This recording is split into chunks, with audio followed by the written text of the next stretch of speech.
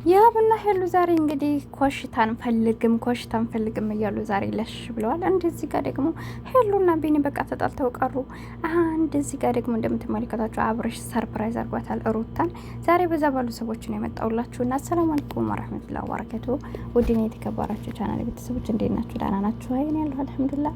ለቻናል አዲስ ከሆናችሁ ላይክ፣ ሼር፣ ሰብ እያደረጋችሁ አበረታቱኝ። ከጎን የሆናችሁ ለምታበረታቱኝ ከልብ ነው የማመሰግነው። ሁላችሁንም ክበሩልኝ ማለት ነው። እናም አላችኋለሁ እንግዲህ ያብና ሄሉ ትናንትና በተፈጠረው ነገር ላይ ያው ደስታም አለው። ኧረ በጣም ደስታ ነው ትላላችሁ እንጂ ከዚህ በላይ ምን አለ? ምን አለ? ከምንም በላይ ዛሬ ፍቅርን ገንዘብ ባሸነፈበት ታይም ላይ ምን ትፈልጋለህ ብላ ጠይቀው አንቺን ነው። ከአንቺ ውጭ ወደ ውጭ ሌላ ምን እፈልጋለሁ? ሄሉሻ አትዋሽኝ፣ አትስበሪ ነው እንጂ ያልኩት እኔ የምፈልገው አንቺን ብቻ ነው ብሎ በዚህ ተማምነው እንግዲህ ለሽ ብለው አድረዋል። ተፈጽሟል ማለት ነውና ዛሬ ላይ ደግሞ መምጣት የለብንም። በቃ ሰላማችንን ነው የምናገኘው እንጂ እዚህ ቦታ እርግጠኛ ያጣብቁ በር ዘግተው ነው የሆነ ቪዲዮ በቃ የደስታ ቪዲዮ ሰርተው ይመጣሉ ነገ። ምክንያቱም በቃ ኮሽታ አንፈልግም ብለዋል። እነዛን መሄድ ማን ነው ይሄ ልዑልና ልዩንም አውጥተው ጥለዋቸዋል። በራቸውን ዘግተው እንደባለፈው እንደውም ይሄ ውጭ ሰደኝ ብለው ታስታውሱ ከሆነ ውጭ መውጣት አንፈልግም፣ በቃ ከቤታችን ትንሽዬ ዲኮር በቃ ፍቅር ካለ በቂ ነው፣ እዚህ ጋር ቴሌቪዥናችን እናያል ብለው እንትን መከሰራታቸው ምናምን በወዲያ አድርገው ቆሏቸውን ማለት ነው። ከዛ ባንድ ላይ ቁጭ ብለው ምርጥ ጊዜ አሳለፉ።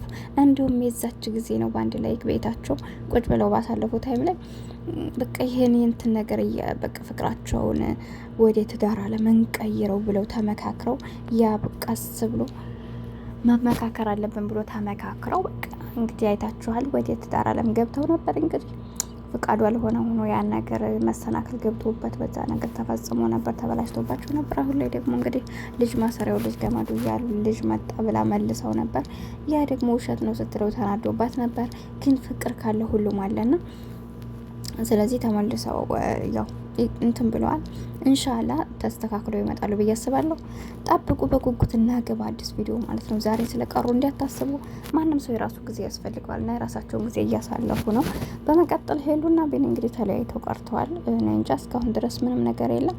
ከሄሉ ደግሞ ሞድ ለጸባይ እውነት ለመናገር ቢኒና ሄሉ እንዴት እንደነበሩ በፊት አውቃላችሁ ሁላችሁም። እና ግን ያው ቢኒ ውሸት አያችሁ። ግን ውሸት ምን ያክል ከባድ ነገር እንደሆነ ምንም ነገር ቢሆን እውነቴን ነው የምላችሁ።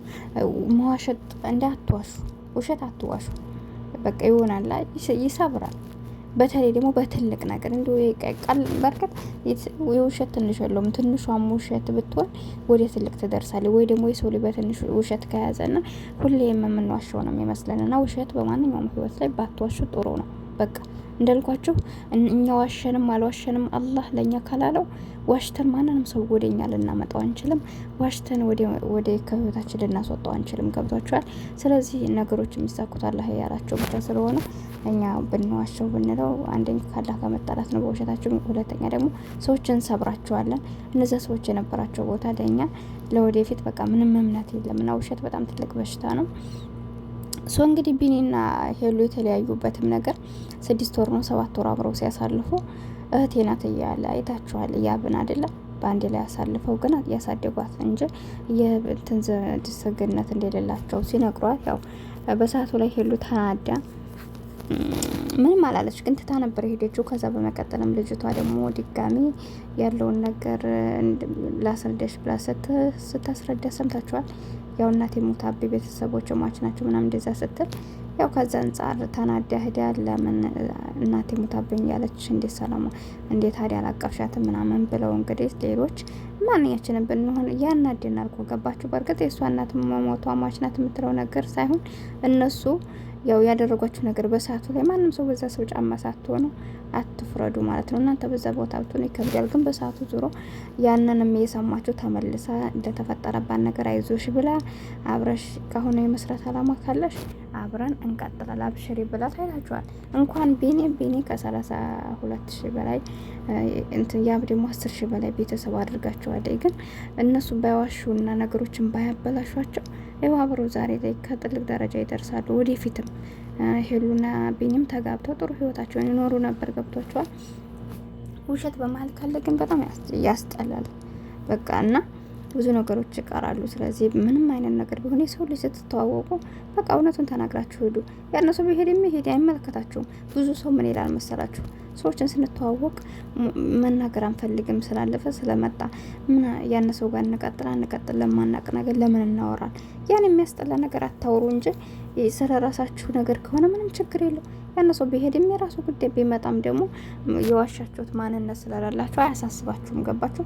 ያንን መጀመሪያ ማንናገርም ካላችሁ ትንሽ እንደተግባባችሁት ያንን ሰው እስከመቼ እየዋሻችሁ ታያላችሁ? እውነቱን ተናግራችሁ ወደዛ ሰው ህይወት መግባት አለባችሁ። ለምን? በመላመድ ላይ ፍቅር ስለሚመጣ። ከተፋቀራችሁ በኋላ ደግሞ እውነቱን ብትነግሩት ያንን ሰው ከባድ ነው፣ አያምናችሁም። ወይ በሱ ቢደርስበትና የሰው ልጅ ስትተዋወቁ ለምንም ይሁን ለምንም ግዴታ እውነታችሁን ይዛችሁ ብትተዋወቁ ጥሩ ነው ብዬ አስባለሁ። እና ማለላችሁ የፈለኩት እንደዛ ነው። እንግዲህ በዛ አጋጣሚ ያው ቢኒና ሄሉ ተለያይተዋል። ግን እስካሁን ያው ሊያስታርቃቸው የሞከረም ሰው የለም።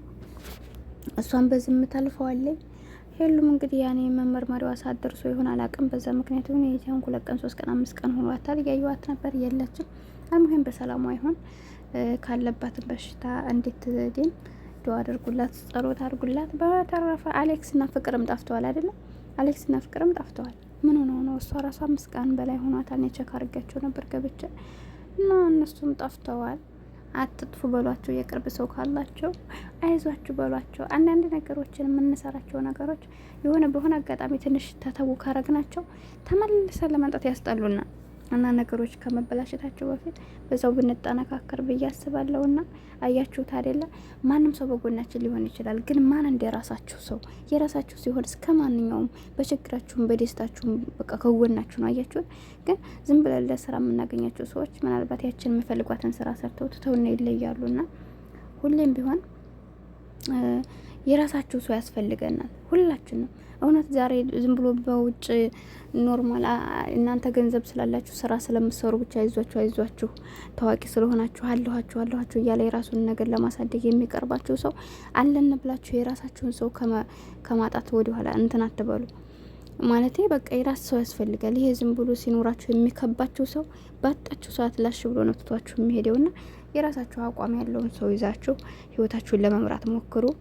እንዳልኳችሁ ስታገኙ የሚቀርባችሁ ሰው ስታጡ የሚሄድ ሰው አለ ብላችሁ ህይወታችሁን አትተው ማለት ነው። እና የራሳችሁን ሰው ያፈልግ ሁላችሁ ካላ መንገድ ያትወጡ እንጂ የራሳችሁን ሰው አታሳልፉ። በቃ የራሳችን ህይወት ያስፈልገናል። ገባችሁ አይደል? እና ይሄን መሰሉ ውዶች የቻናሌን ሰብስክራይብ ላይክ እያደረጋችሁ አበረታቱኝ። ከጎን የሆናችሁ ለምታበረታቱኝ ደግሞ ከልብ ነው ማመሰግነው። በቀጣይ ቪዲዮ እስከምንገናኝ አብሬያችሁ የነበርኩት ሄቡ ነኝ። ሰላማችሁ ይብዛልኝ። አሰላሙ አለይኩም ወራህመቱላሂ ወበረካቱ።